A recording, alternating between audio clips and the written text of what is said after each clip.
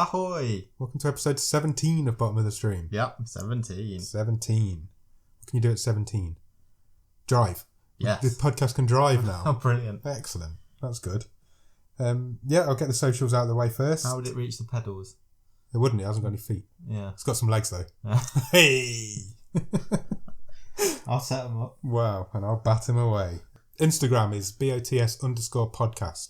Twitter is also BOTS_podcast. Facebook.com/bottom of the stream. Email address is bottomofthestream@gmail.com. And the website is bottomofthestream.podbean.com, where you will find all the episodes and the stream table, where we rank and rate every film that we watch into like a league table. Getting quite good at that. It's a quickly expanding table. It is, yeah. There's going to be 17 films in it by the end of this. I know. On to page 2. Yeah. Well, maybe.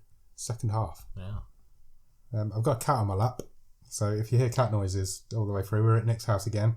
Second week in a row. So if you hear noises, that's the cat, not me. I can get rid of the cat. Do you want to get rid of the cat? Yeah, let me get rid of the cat. Bye, cat. He doesn't want to go.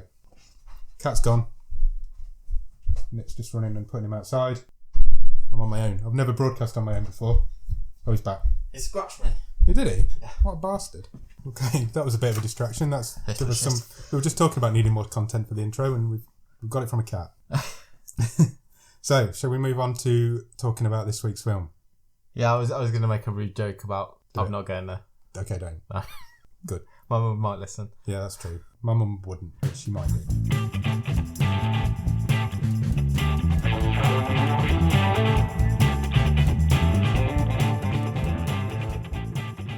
So let's move on. Let's talk about Night of the Comet. Yeah. Yep. From back in the 80s. Back in the 80s. We're doing an 80s film this week. So we're 80s kids, and we grew up in the 80s with 80s films, and this is an 80s film. Do you think you're young? No. Oh, okay. I like to think I am, but... Well, it's just like... So you're 38? Yeah. And that's not that old. No, it's not. But if I told you this film's 35 years old...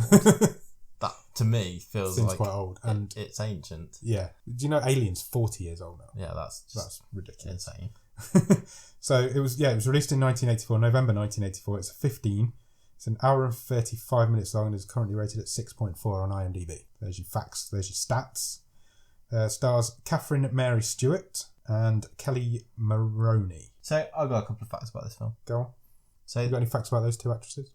I have a bit of a fact about... So, who's the lady who played Reggie? Catherine Mary Stewart. So, this is quite a cult film. Yeah. It does have got a bit of a cult following. And so, as I was doing a bit of reading and trying to get a bit of extra knowledge about this after I watched it, I found an article, and this film was mentioned by Joss Whedon. All right. He of Avengers and... Yeah, the uber famous Joss Whedon. Yeah, Cabin in the Woods and all that sort of stuff. And he said that the character of Reggie, this is one of his favourite films, and the character of Reggie was a big inspiration for Buffy the Vampire Slayer. Oh, really? Yeah. There you go. And yeah, I think you can actually see. Yeah, I think you're right. You can. Now you've said that. Yeah. It's not a bad shout. Excellent. And then the other thing, which I kind of was reading a bit about, is the director. Yeah. So it's a chap called Tom Eberhardt. Yep. Do you know anything else he might have done? Yeah, I do. I know that he directed one of my mum's favourite films. What's that? Captain Ron. Captain Ron's I think it's a pretty good film. Yeah, I've not watched it for a long time, but I know my mum raves about it, or she used to. She used to make us watch it all the time. Kurt Russell. Yeah, it's like a salty sea dog. Yeah, around the Caribbean. Yeah. Martin Short. Yes. Yeah. Yeah, so he directed that. And he also has a writing credit on Honey, I Blew Up the Kid. Oh, brilliant. Which is a great film. So, bit of pedigree here. Yeah, definitely. This predates any of that, though. Yeah. Catherine Mary Stewart also does a voice in Red Dead Redemption 2. Oh, really? Yeah. So which one? She plays a character called Moira. I don't think he's in it a lot. Right. She is credited as being in that. Yeah. Still working. And Kelly Maroney was in Fast Times at Ridgemont High. Okay. So they're my facts about the actresses and the director. I have one more. Go on. So the sort of lead male in this is a guy called Robert Beltran. Yep. And he is... I didn't really watch it, but my wife watched this film with me, and she recognised him straight away because she is a bit of a Star Trek fan. All right. He was in Star Trek Voyager for like 7-8 years or however long. Oh, really? It was on. Okay. Like I've never been a big Star Trek guy. In the mid to late 90s. So he showed me a picture, and he's Excellent. No, I've never really been into Star Trek, so I didn't get him on that. So yeah, there's quite a few familiar faces, a couple of interesting connections facts to start with. Yeah. What's your favourite thing about the 80s? Probably films. I love 80s films. Well, we talked about the Goonies, didn't we? Yeah, in our bonus episode. I love 80s films. There's something special about a film made in the 80s, and I don't really know what it is. I was thinking about it whilst I was watching the film, but they just feel right. Well, it's one of the reasons I think why like Stranger Things has found so much success. Definitely has. That sort of nostalgia. Yeah. That's really captured that 80s the feel of, yes, this was made in the 80s. Yeah, I think you're right. I think that Stranger Things felt like it was made in the 80s, and it isn't, but obviously isn't. But it really feels like it was, and it kind of works. Yeah, no, that sort of nostalgia pull, I think, is really quite powerful. Stranger Things is a great show, but made better by the fact that it's made it, say, in the 80s. Yeah. If it wasn't, it wouldn't be as big a show as it is. Because it's aimed at our sort of age group, and the nostalgia of it is what drives it. Yeah, so, I mean, we'll see what we think of this, but, I mean, on paper, it might have quite a bit going for it. Yeah. It's the 80s. It's a B movie. It's a zombie movie. Feels like it fits in on this podcast. Definitely fits in on this podcast. 100%. It has, like we said, it has got a bit of a cult following, but that doesn't put it at the top of the stream by any means. I had never heard of this. I had never heard of it. Never, ever heard of it. Never been on my radar whatsoever. Not at all. Shall we get into it? Yeah. So it starts off with an ominous voiceover introducing us, telling us all about what? I'm trying to sign to you to not interrupt your flow, and then you've just stopped anyway. Well, we've got to work on the telepathy. Yeah, we have. You've not asked for a one-word review. I've not asked you for a one-word review. Nick, what's your one-word review of this week's film? Dusty. It was dusty. Nice red dust everywhere. Yeah. Do you want to do a one-word review of last week's film? Did we not do it last week? We didn't do it last week. Okay. Oh God, you want to make me think about Nicolas Cage and his pants again. Let's just go with mucky. Mucky, yeah. It was mucky. Anyway, so yeah, the film. Get back on track. One-word review was what? I missed it. Mucky. Dusty. Dusty for this week. Dusty for this week, mucky for the week before. Yeah. We need a shower. Maybe we get a nice clean film next week. So the film starts anyway with an ominous voiceover telling us about the comet, introducing the comet. It says to expect a Christmas light show as we pass through the tail of the comet. Yeah, so the comet has not passed for around 65 million years, which coincides with the death of the dinosaurs. It does, yeah. It just happened to coincidentally happen overnight. Nobody seems that worried. So there's parties going on in the streets. Well, no one was here 65 million years ago. But people know the dinosaurs were wiped out. Yeah. Yeah, there's parties going on in the streets. They're preparing for a comet party. So the comet is going to pass near to Earth. Yeah. Earth is essentially going to orbit through the tail of the comet. Yeah, so we know we're going to get a light show. The sky's going to light up with shooting stars, basically. Yeah. That's what they're expecting to happen. This is the point where we meet Reggie, or Regina, who works in a cinema. Yeah. But she's more interested in playing arcade games. Because it's the 80s. Because it's the 80s, and that's what 80s teenagers did, which is a fact. That's not even debated. She's sleeping with the projectionist at the cinema. Yes. Who's called Larry. Yeah, so it's kind of like... So Reggie is this sort of teenager. I think, I can't remember if she says she's 18 She's 18, 19. I think she was 18 and her sister was 16. And Larry is sort of, in my mind, he's a bit older. Yeah, he's sort of... mid-20s. Yeah. Maybe even older than that. He's a bit of a loser for a mid-20s. He worked in a projectionist, but he was selling copies of films to his mates for money as well. And you always know those people, there's girls at school who went out with... Yeah. CD cinema guys. Well, older losers. Anyway, did you recognise Larry? No. You didn't? So I did. I don't think so. But I couldn't place him. Okay. When I had a look, I was like, of course it is. Who was it? He's in two of your very favourite programmes. Is he? Yeah. Who is he? TV shows.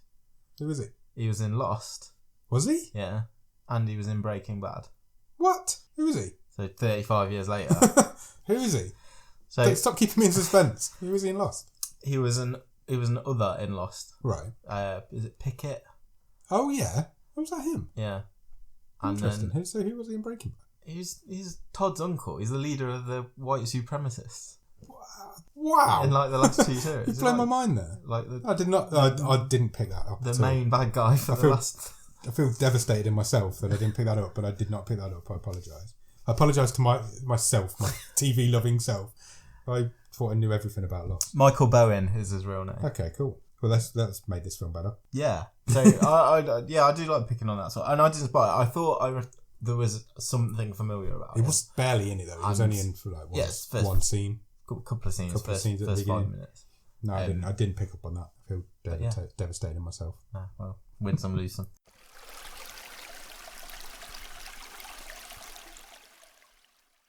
While they're in the cinema, there's a party going on at Regina's house. Yeah.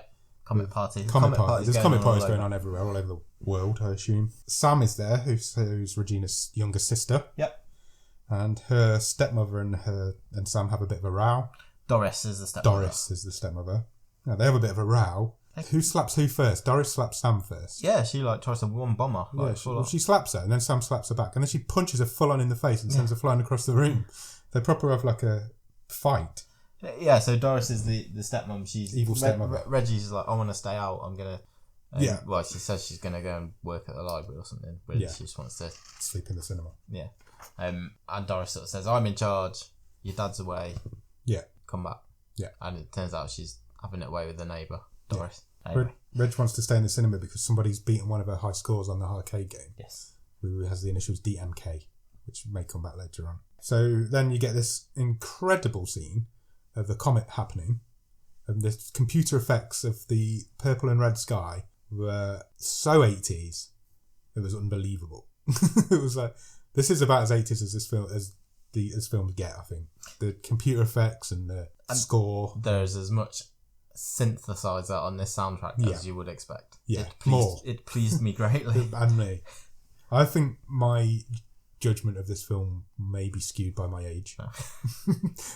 It really was like very... Yeah, I think that'll come up a bit as we talk about this, and I think that's a fair comment, because if someone who's 10 to 15 years younger than us, somebody who hasn't been brought up on 80s films may think, what the fuck? Yeah, but you've got to be a child of the 80s to appreciate it, I think.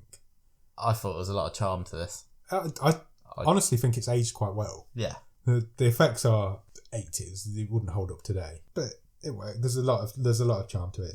It's a fun little film. So the next morning, after the comet storm has happened, the sky is all red. Yeah, smog. Everywhere's deserted. Clothes everywhere, but no bodies. Just dust. Yeah, in the clothes. Dust. Regina wakes up in the projection booth with Larry. Yeah. And he goes to leave. Well, he's pissed off because he's waiting for somebody to come and drop something back to him. Yeah, he's lent a print of a movie to someone. Yeah. And he didn't really want to lend it to him in the first place. That's what we were talking about the night before. Yeah. And the guy said, I'll borrow it, I'll watch it, I'll bring it straight back. Yeah, and he hasn't brought it back. No. So he's going to go out and get it. So he leaves. And just as he's leaving, what happens? There's a comet zombie. Gets him. With a wrench. But they're not like zombies, because it talks. Yeah. Later on. Yeah. So, yeah, they're like mutants. I don't really know. They're like... They're diseased. Yeah. They're people. They're rotting away, aren't they? Yeah. They've gone a bit crazy. Yeah. They're rotting away. They look like zombies. They've got 80s scar makeup and things on. But, yeah, so he gets attacked, and that's the last we see of him. Yep. He's done. After a little while, Reg goes outside to try and find him. After she's got a high score back. Yeah, she does get a high score back. Yeah, she gets the arcade score back. It wasn't even the high score; it was the 6th high score. She just didn't like that she hadn't got the top 10. Yeah, so she wanted him to be the entire top 10, and somebody beating her at number 6. So she'd have to get so far and then die. Which is what she did. Yeah. I didn't catch what game it was. I was trying to catch it, but I didn't catch it. Probably something like Joust or something. So she goes outside. Does she go out for a cigarette or something? She goes out the front door of the cinema, finds some clothes. Yeah. Comments on the smog. She's like, "Oh, it's a bad smog day." Yeah. But she gets locked out. Yeah. So she puts a bin. She gets Ben and she puts him in front of the door. A bin. She puts a bin, an old-fashioned like ashtray type bin. Yeah. Between the door, and that shifts, and she gets locked out. She locks out. So she goes round to the side door, where she finds Larry's keys. Yeah. And a bloody wrench. Yeah. And then bloody wrench. Then as that same zombie pops up again out of nowhere, munching on the remains of Larry. He's eating the remains of Larry. She beats the crap out of it. Yeah, she fights him off. Escapes on Larry's motorbike. I presume it's Larry's motorbike. It's a motorbike that's parked there. So then you get a bit of a scene of her riding this motorbike through deserted LA. Yeah. LA? It is LA. Yeah, it was set in LA. She gets home. It's good. That was creepy. It was atmospheric. Again, with the sort of synth going on. Yeah. So they filmed it. Bit sort of John Carpentry. Apparently it was filmed in the early hours of the morning and the police had stopped the traffic on the highways. Okay. And that's how they managed to get the deserted highway scenes. Excellent. And that's why it was all like murky early morning shots. So she goes home. She gets home. There's nobody there. She's wandering around shouting for Sam and shouting for Doris and her dad, whatever he was called. Yeah. Nobody's answering, and then suddenly Sam pops up out of nowhere, makes a jump, made me jump, jumped out of my skin. Wasn't expecting her, and she's a bit of a wild card, old Sam. Yeah. She's a bit mouthy, she's a bit chatty. Yeah, 16-year-old trying to find a way in the world, isn't she? Yeah. And she didn't watch the Comet. No, she didn't. Reggie didn't watch the Comet because she was chapped up in the projection room of the cinema. Yeah.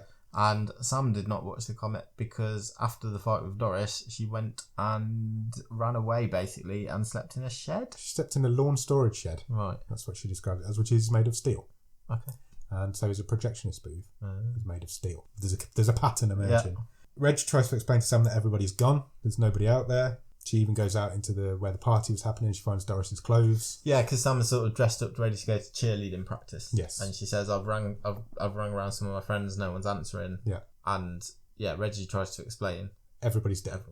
Everyone's dead. There's a pile of dust out here with Doris's clothes on. And Doris is dead. I really like the bit when, just as they were walking out of the house, Sam picks up the lead and even the dogs turn to dust. Yeah. And then she's just carrying this lead around for about 5 minutes. She carries it around for ages. It's really funny. But then they put the radio on, and the radio's still broadcasting. Yeah. So they've got the music on, but then a DJ comes on. Yeah. So somebody else is still out there. So they go to the radio station, which makes sense. Yeah, get in a car and they drive through town. Yeah, you would head to the Voices. So they did. They get to the radio station, go into the radio station, and it's pre-record. Yeah, all automated. Reel to reel. Yeah, proper old-fashioned reels, and that was great to see. It's all mod cons, that is, in 1984. All the old Pepsi logos and everything, and neon lights everywhere. There's a lot of neon in that radio station. Yeah, there was. It was like a proper old 80s radio station. But there's a man in the radio station. There is a man in the radio station. Radio? There's a man in the radio station with a gun. Yeah. And he comes out and pulls his gun on them both because he thinks they're zombies. Yeah. But they're not. So he asks them to step into the light so he can see them. So which Sam reluctantly does. Yeah. She's a rebel and she doesn't want to. This guy is Hector, who is a trucker who's been attacked by a zombie and his girl has been eaten. Yeah. So it's not necessarily his girl, but the girl he had picked up the night before. Yeah. Has been eaten.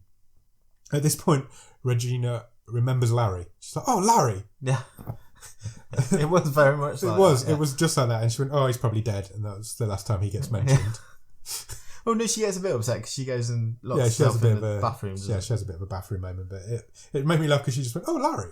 And Sam tries to sort of chat Hector up a bit. Yeah. And he's just like, not really listening. Interested. And he goes and immediately wants to go and check on Reggie. And he reveals that he slept in his truck, which is made of steel. So all three of them have survived, and all three of them slept in steel rooms. So that's why the Comet didn't. For some reason, Comet, whatever disease, dust, whatever got them, can't go through steel. So while Hector and Reggie are sort of having this chat in the bathroom, sort of consoling each other, Sam quite impressively manages to operate this huge soundboard at a radio station. She starts broadcasting herself. And just starts chatting on the radio. Like we are now. Yeah. Just chatting away to invisible listeners. Yep. There are some listeners out there, I promise you. I've checked the stats. She didn't know first. She presumed there wasn't any. She was just chatting. And she gives out the station's phone number. She does, that's what radio DJs do. She says, "You've got any requests?" Yeah. She gives out the socials. The 80s socials. She does, yeah. The 80s socials. Yeah, so she gives out... we had to give out a phone number. Who would answer that? No. Well, back in the day, you would, wouldn't you? You would have had to. You'd have like a hotline. Or a P.O. box. We'd just employ a little old lady to answer it for us. Hello, bottom of the stream. Yeah, so she gets this call. She says that she spoke to them briefly, but then it went dead. And then we cut away to some scientists who were in a restricted area on an Air Force base somewhere. How do you know they're in a restricted area? Because there's a great big sign on the fence that says restricted area. But every time it cuts to them, it's the same shot. So there's sign. Like a chicken wire fence. Yeah. A bit like Area 51. Yeah, there's a sign on the fence that says restricted area. And then you just see a pair of boots. Yeah, and or a gun being placed up against the fence. And I thought it was great. Yeah, I did as well. Again, so 80s. Yeah. I found it charming. Yeah, I agree. I can well imagine, like you say, some people watching this and just going, this is bullshit. Yeah. But it's... Take it of its time. Yeah. I got a lot out of this film. I agree. I'm with you. I did as well. I really enjoyed it, actually. Anyway, there's some scientists in this Air Force base and they're discussing do they bring the survivors back to them? Because they know there's some survivors out there because they've just spoken to Sam on the phone. Yeah. So they're discussing, do we bring them back? What do we do when they get back? One woman scientist who was Audrey was... I just got her surname, which is White, because that's what was on her name. I think she was called Audrey. She was dead against bringing anybody back. Yeah. That's where we kind of leave the scientist there for a little while. Then there's a scene where Sam is driving around the city in a car, and she goes past two cops who are on motorbikes, and they follow her. Incidentally, the two cops are the two cops that were stopping the traffic in the actual real world. Oh, really? Who just happened to have a cameo in the film. Good fact. Thanks, IMDb facts. They catch up with her. She pulls over. She starts talking to them, but they're both zombies. Yeah, zombie cops. Tries to drag her out of the car. Tries to drag her out of the car, but she wakes up. Yeah. She's dreaming. Yeah. So she wakes up, sorts herself out, goes to the bathroom, has a bit of a wash, and then she turns around and the zombie cop's there. And he grabs her again, and she wakes up again. Double dream. Inception. Double dream. Dream within a dream within a dream. That also feels 80s. To repeat the dream thing. Yeah. And do a double dream. Yeah, it was shot. It was Inception, wasn't it? Yeah. Before Inception was even contemplated. Yeah, it did feel very 80s. And it was fun. She did the same scream twice, but no, she's awake this time. And Hector decides he needs to go back to San Diego to check on his own family. He does, but I mean, he's just it cuts to him in this scene, and I've called him Hot Body Hector because he's just sit-ups. He's doing really weird sit-ups on his own in an office chair. Yeah. In the DJ. He's going radio full station. down all the way up. And that's why Reggie walks in on him doing that. Yeah. And he says, I'm going to go back to San Diego. And he says, you know about your family. I need to check up on mine. Yeah, and Reggie sort of says, well, come on, you know they're dead. And he says, but I need to see it for myself. I need to see it for myself. So at this point, this is the first time we see it as well. Yeah. So Sam starts scratching herself. Yeah, she's got an itchy shoulder. Yeah. Doesn't mean anything at this point, but might mean something later on. Might want to note that. Hint hunt. Hector heads off. Yeah. Meanwhile, the girls go outside and practice gunning. Yeah, they get a machine gun from somewhere, and they just. Well, it's mentioned, isn't it, that their father. Yeah. Worked at a military. Yes, it is mentioned. He was in. So he had something to do with firearms, and they knew where there was a store of weapons. Yeah, so they get this machine gun, but you don't see him go and do any of that. They're just out practicing with the guns. Car. Yeah, shoot this car to shit. The gun jams up, and she makes a joke about an Uzi, and all goes on from there. Hector does go home. You follow him to his house. He gets there. There's nobody there. Obviously, he didn't know he knew there wasn't going to be, but he had to check. He packs up some of his possessions. Yeah, a few photos. Yeah, some trophies. Obviously, things that mean something to him. Yeah. And he hears a noise at the door. And who's at the door? Zombie Kid. The Zombie Kid. Brilliant. It was good. It was good. Jumping around the place, crazy, falling over, tripping over stuff. At one point, he tripped over a table. I'm pretty sure he genuinely tripped over that table. He went fucking flying. But this kid is like, unlike the first zombie we saw, who's a bit like. This one's a maniac. Not lumbering. Yeah, this guy's like hyped up. Yeah, he's like, probably, 12, 13? He's had loads of iron brew and he's... like you on D&B. Yeah. Nick on Dandelion and Burdock is worth watching if you ever meet him. This zombie is like pinging his tits off, isn't he? Yeah, he's going crazy. He's a wild zombie, this one. So Hector kind of outruns him. He won't shoot him, wasn't he? He's like, can't shoot a kid. But he runs out. He runs off, but his truck's like parked over the road. He doesn't run to his truck. He runs down the street. We don't see him again for a while. Well, you never see his truck again. You never see his truck again, that's true.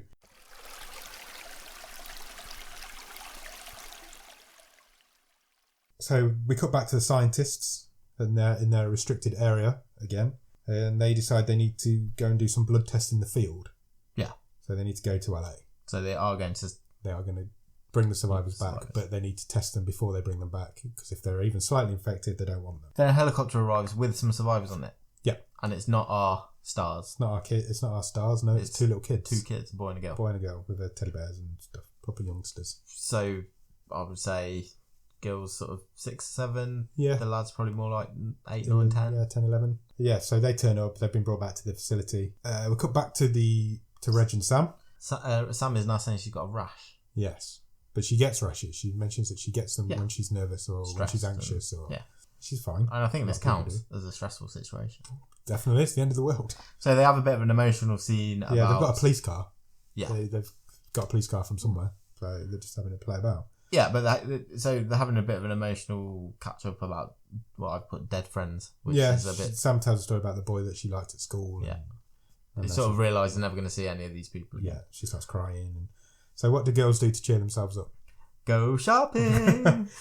They go shopping because they've got the whole of LA to themselves. Yeah. LA is the famous shopping centre of the world. They go shopping and we get a shopping montage. So if you were directing a film in 1984... There's only one song I'm putting on it. You've got two girls. They're going to the mall. Yeah, they're going shopping. They've got the whole place to themselves. What song are you playing? I'm playing Girls Just Want to Have Fun. by Cyndi Lauper. Quintessentially the most 80s song ever written. Definitely the sound of the 80s, that song. And that's exactly what they use. That's exactly what they use. It's a shopping montage. The girls just want to have fun. It was beautiful. It was beautiful. There isn't anything more 80s than that scene, I don't think. No, it was excellent. So they're trying clothes on, shoes on, diamonds, all the stuff you do if you had the run of a shopping mall to yourself. Of course you would. Until... I'd try loads of dresses on. I would as well. I'll do anyway. Until you get a scene of a creepy security man. Yeah. Who's watching them on the TVs. Yeah. And he is creepy as fuck. Yeah, properly. Properly creepy. He's got some henchmen who have got some shotguns. And he turns off all the lights. And he makes some sort of announcement over the tannoy system in the shop. Yeah, it's basically... He's you're trying not to going to creep pay them for out. that. You're not going to pay for that. Yeah. You better have enough credit cards to pay for that, I think he says. Turns all the lights off and Sam shoots out the camera that he's watching. No, Reggie shoots it out. Reggie shoots it out. So this guy's goons are sort of creeping into position. Yeah. And Sam realises her Uzi is gone. Yeah. Yes, Reggie has still got hers. You are right. So yeah, Reggie shoots out the security camera. So then you get a good old-fashioned gunfight. Yeah. Proper good old-fashioned gunfight in a shop. Proper as in, it starts off they're aiming at each other and then within probably a minute... Yeah, they're just they're literally just putting their hands over the top of the sofa or whatever. I've written gunfight in big capital letters. And there's loads of shots of just mannequins exploding and all that sort of fun stuff. Sam disguises herself as a mannequin at one point. We both laughed out loud. Yeah, I did as well. When we watched that. There's two mannequins and then all of a sudden there's three mannequins and then one starts shooting at them. But the mannequins are not like... They don't have proper hair or anything. They're literally just those bold, bold white, mannequins. faceless. Yeah, as they were back then. Yeah, but it's stupid henchmen. Yeah, they are stupid henchmen. It's one of those gunfights where no bullet goes anywhere near anybody. No. Nobody was getting shot at that point. A helicopter turns up outside during all of this. So a helicopter lands. Yeah. So it's a little way away because it lands at the radio station. No, it lands on the bridge where they've been shooting that car up, where they were practicing with the weapons. Yeah. So the scientists kind of comment, "Oh, it's still a bit warm. There can't be more than half an hour away or something like that." Meanwhile, the gunfight's still going on. Sam drops a TV on them.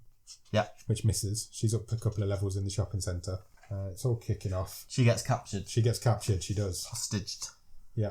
And so they call Reggie out. Yeah, but she's got a hostage as well. So she's got one of the goons. One of the goons. But that doesn't matter because the creepy guy, Willie, we find out he's called. Do you think he really reminded me of Christopher Lloyd in Who Framed Roger Rabbit? Yeah, it was 100%. Yeah.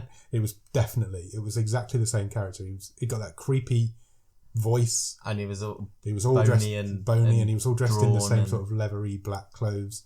I've written down he looks just like Christopher Lloyd in Who Framed Roger Rabbit. That at the time, but yeah, I'm going to do my line of the film again. Yeah, because Willie at this point says, "I'm not crazy, I just don't give a fuck," which is brilliant. It's a great line. So Willie shoots his own goon. He shoots his own goon, so that takes Reggie's card away. She's got no card to play anymore. So they're both tied up in the next bit because he captures them both. Yeah, they sort of take him to whether it's a basement or another shop. They tie him up, set him on a couple of chairs. They chain them up. They're tied up with chains. The scientists are outside trying to figure out where two girls would go. There's one option for where two girls would go. Shopping, we already know that. We've decided that ourselves. Then suddenly all the baddies get mown down. Yeah, just before that, so Willie and all his guys, they're all wearing sunglasses. Yeah. And so as he's threatening to kill the two girls, the sisters, Willie sort of takes his sunglasses off and you see that he is a zombie. Yes, so he's a functioning zombie. Yeah, they're at the earlier stages of this disease. Yeah, they're about to turn. So the scientists mow them all down. Yeah. Because they're not interested in zombies. No. They're interested in people who have not been zombied. So they get the two girls. Reg gets taken away in a helicopter. Yeah, I know I'll be a bit critical here because I know it's a cheapish cult film, But I didn't think this was explained very well. Right. So, it's just suddenly cut to Reggie in a helicopter waving goodbye. Yeah. And then it wasn't until a couple of scenes later it came out that they were taking her off in the helicopter. Yeah. Whilst they were waiting with Sam in case Hector came back. Yeah, they were. Yeah, it was just a bit clumsy. Yeah, you were right. It was. What they were trying to say was that they were all going to end up there anyway. So they take Reg, wait for Hector to come back, and then bring Hector and Sam together. Yeah. Why? I suppose they needed to wait with one of them, but who knows? But anyway, she leaves and leaves Sam there. So Sam stays with two of the scientists. Yeah. So Audrey and some other dude. And Oscar, I've got. Okay, cool. So this is the lady from earlier on who didn't want to. Yeah, she was really reluctant to take anyone back. We're back in the supermarket. The shopping mall. Yeah. And in the department store. And Audrey has laid Sam down on a bed. Yeah, there's a bed. Because she's going to take some blood tests. Yeah, the bed department. So, yeah, she's going to take some tests because she's notices this rash that Sam's got. Yeah. She's not happy about it. So she says to Sam, I need to take a blood test. We'll do that now. You'll just feel a little prick. Yeah. But she kills her. Yeah. She basically injects her with something that puts her to sleep and she's now dead. I was really disappointed. I really liked Sam. I did as well. I was gutted. I thought, yes, it's obvious time, but I really enjoyed all three of the characters actually. Hector and Sam and Reggie.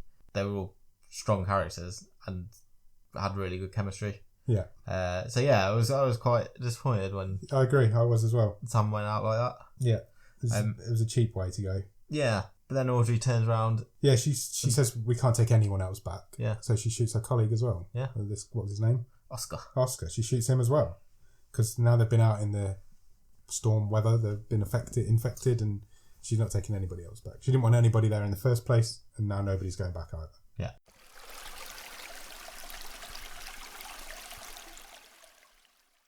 Hector turns up. Yeah, so he's got a Cadillac from somewhere. He's ditched the truck. Yeah, and he's dressed as Santa. Yeah. Because we've not mentioned, this is a Christmas film. No, we have mentioned Did we mention it? Yeah. Well, I don't think we did. We did. Did we? Okay. Yeah, well, it's a Christmas film, and Hector turns up dressed as Santa. With presents? Yes. So he's come back to bring the girls presents? Yeah. So he's back at the radio station? Yeah. But they're not there? No, they're not. Because Sam's dead. Yeah. Reggie's back at the facility. Back at the military facility. But who is there? Audrey is there. Audrey is there, waiting with a gun pointing at him. Yeah. Because she knew that he'd come back to the radio station because that's where they were when he left. And she tells him, the girls were right, you are cute. Yeah. It's not the best shout-out line. No, it's not the best, but... She has a go. And then she basically says, I've written a load of notes over there. Yeah. I'm starting to... I think I've remembered most things. Yeah. But I'm starting to forget some words. Yeah. Because there was a bit earlier on where she was writing something down and she couldn't remember how to write. Yeah. Earlier on in the film. So some of these scientists are starting to get a bit poorly. Yeah. And she tops herself. Yeah, she injects herself with the same thing that she injected Sam with. Yeah. Yeah. And she dies. She's dead and all. Everybody's dying. Then we cut to Reg being questioned at the facility. Yeah. By the weird, creepy doctor guy. I've got him as Carter, which again I think was on his name badge. So he's asking her all about her medical history. So have you ever had hepatitis? Have you got diabetes? Yeah. Have you ever been pregnant? All this sort of stuff. Are you pregnant now? Yeah. And that sort of thing. Turns out they are making people brain dead and then extracting their blood to try and... Well, it doesn't tell you at this point, but they're trying to make a serum to cure this zombiness. The doctor tells Reg that Sam's dead. Yeah. Which doesn't go... infected. That does not go down well. So Reg manages to escape. Yep, so she twats one of them around the head with a keyboard because computers were fucking massive back then. If you think of being hit by a keyboard now, it wouldn't really even hurt that much. Being hit by a keyboard in the 80s, it's gonna fucking sting. So she stuns one and escapes. She does, yeah. Hector turns up at the facility now. Yeah, so he meets the armed guard at the front. Yeah. But he's changed his character, hasn't he? Yes. Because he's now he's a cowboy now. Yeah. So he's got his button-up check shirt. Cowboy hat. He's in his Cadillac. He's got his cowboy hat. He's playing some country music. Yeah. He's chewing on some tobacco. Yeah. I just don't know why. I just found it amusing. Yeah, it was fun. He'd gone full method into undercover mode. He tricks this security guard to come over to the Cadillac because he's got... What did he say he's got in the boot? He just says, come and see this. Come and see this. Do you like girls, doesn't he? Yeah, he says, do you like girls? Just come and look in this trunk. Yeah. So the guy looks in the trunk. What's in the trunk? Sam's dead body. Sam's dead body. Or is it? No, because she sits up. Sam is not dead. She sits up, she whacks the guy with the trunk of the car, and that's how they take out the security guard. Yeah. Tricked him. Because it turns out that Audrey had only pumped Sam with enough of, I can't remember what drug he said, Yeah, I can't. just to knock her out. Yeah.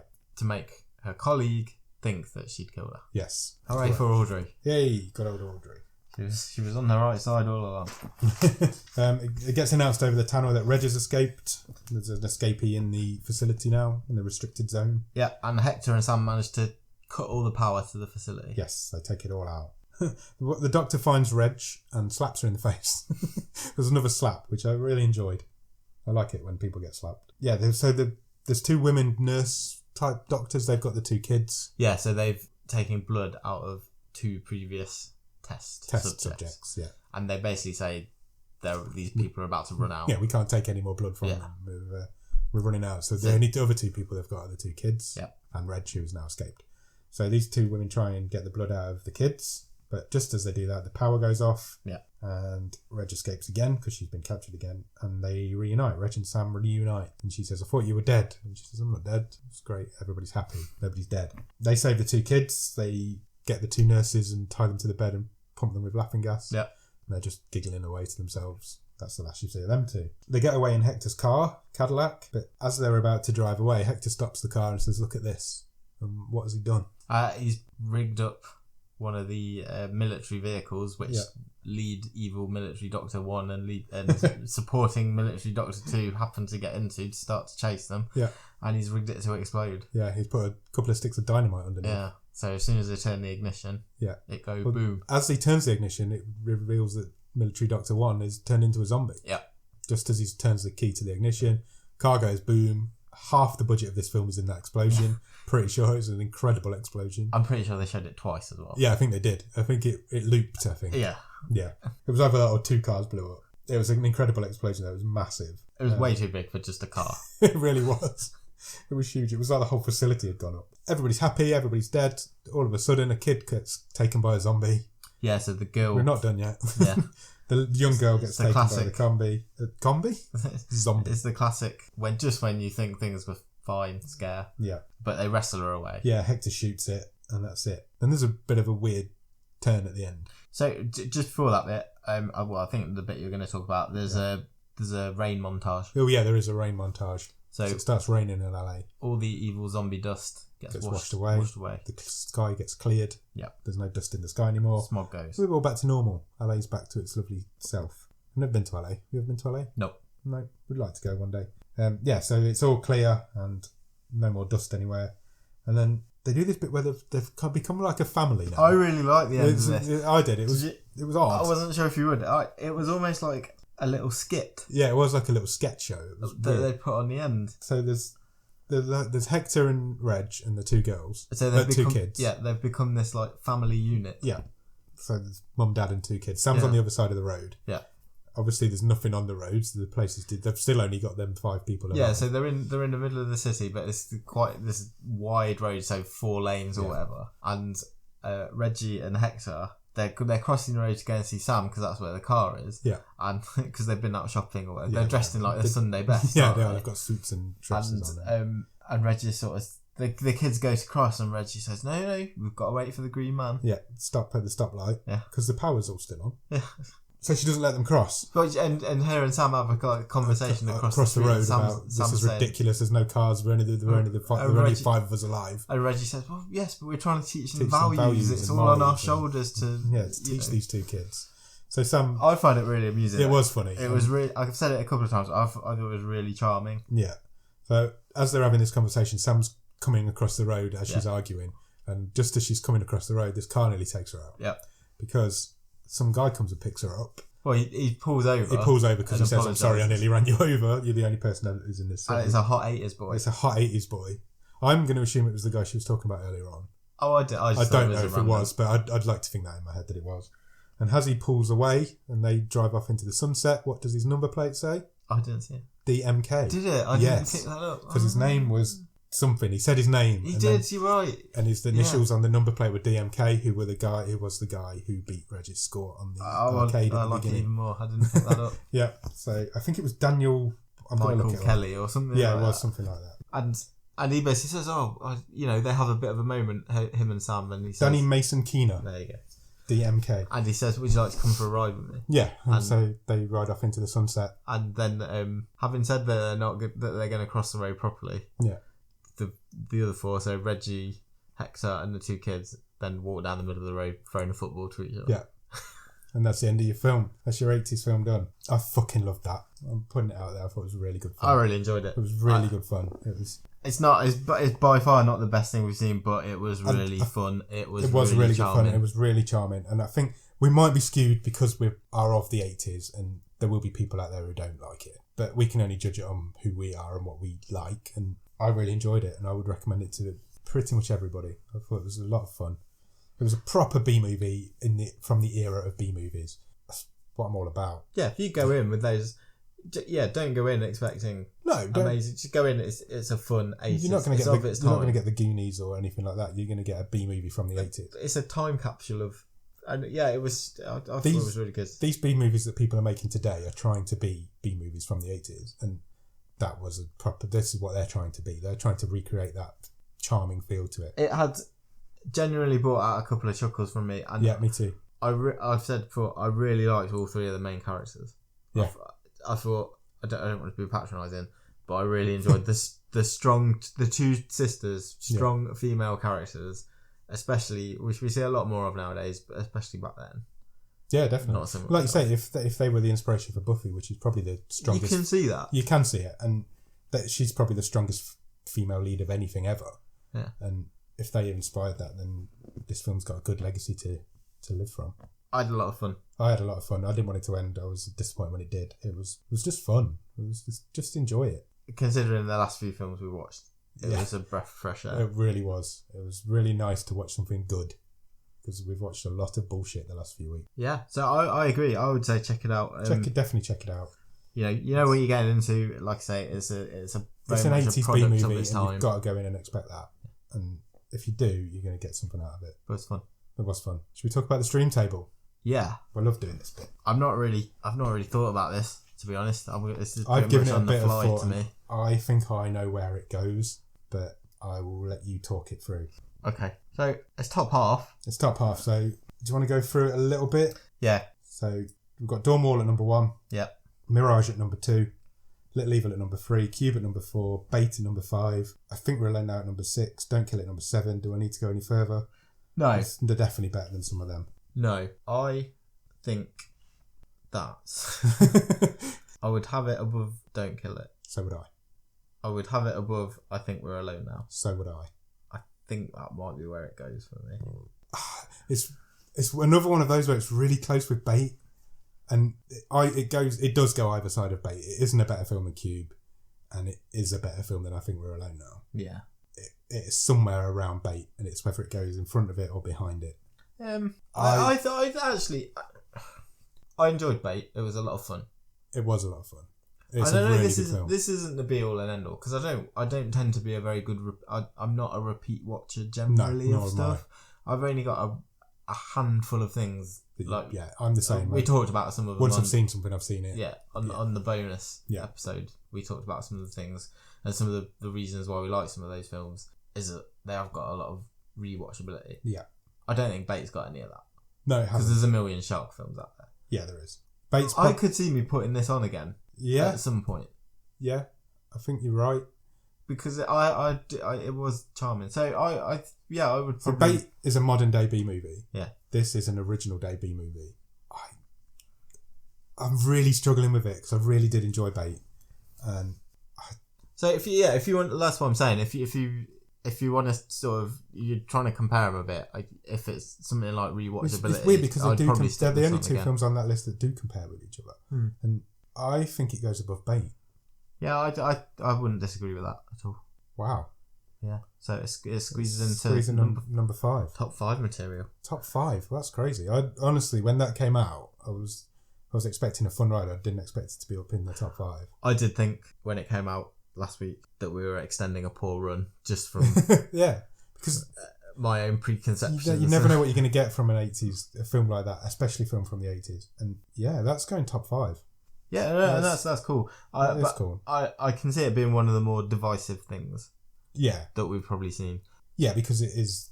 because I think so. I can think, like I say, I think there's a certain section of people who just would be like, nah, Just won't get it. nah, not for me. You've got to be into that kind of film to get it. But I am, and you are, and that's where it's going. Yeah. That's all we can say.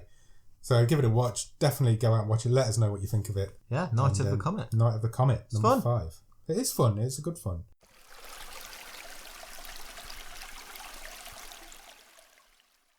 Are we ready to pick next week's film? Yes. Okay, here we go. I'm going to press the button right now. When We First Met. Okay. Okay, happy with that? I don't know. I'm going to Google it. Is it a romance or is it comedy? It's a comedy. Okay. Comedy romance. All right. It is a romantic comedy set in 2018. It's a 12. It's on for 1 hour and 37 minutes, and it is a Netflix original. And do you want to hear the synopsis? Yeah. Noah meets Avery at a Halloween party and falls in love but gets friend-zoned. 3 years later, she's engaged to someone else. Noah uses the photo booth time machine several times to return and fix things. Will it work or... That's it. Will it work or... Question mark. Photo booth time machine. Yeah. Stars Adam Devine. Oh, he's all over Netflix. He's everywhere on Netflix. Robbie Amell's in it. It feels like this is lurking a bit further up than we may sometimes go, but I thought I'm fine with that. Don't know, I've never heard of it. Have you ever heard of it? No. Where we go? Do you want to watch the trailer? I know that Adam Devine is a face that Adam seems Devine to be on is in Netflix everything a lot. on Netflix. Is it Devine or Divine? I don't I'm know. going Devine, I don't care. Let me find the trailer and we'll give that a watch. So it sounds like it's got a bit of elements of Big to it. Yeah, maybe. Here's the trailer. She was the girl of my dreams. That was the moment I knew that it was love. We met 3 years ago. You are a league of their own, Are right? you Garth? Excellent. What is your favorite drink? Grapefruit juice with vodka and 3 maraschino cherries. Hey, do you want to get out of here? Yeah. It was the perfect first date. These things are so much fun. But I waited too long. And then I got hugged. Oh, this is so nice to have a good guy friend. I can't even tell you. To Ethan and Avery. I'm in love with Avery. If only I could go back and do everything differently. I could be the kind of guy she would want.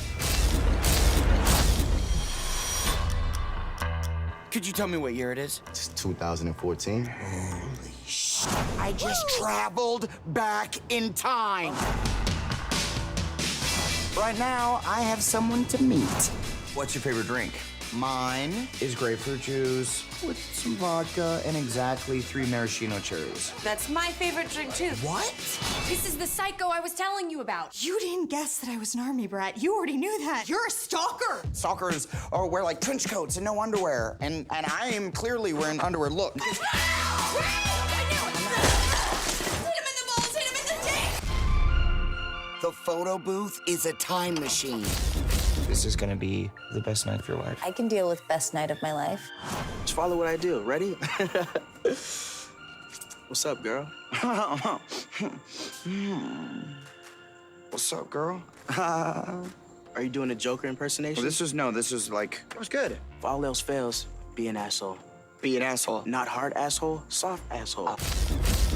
Don't forget your leather pants. Oh my God. I went full asshole. I have no control over any of this. I make a decision and then I wake up 3 years later with the consequences. I thought things were supposed to happen for a reason. Things happen for no reason at all, but they create opportunities. The question is, can you recognize that next opportunity when it matters the most? As long as I keep dreaming on, I keep dreaming. I keep dreaming on, I keep. Hi. Oh my God. That's the stalker.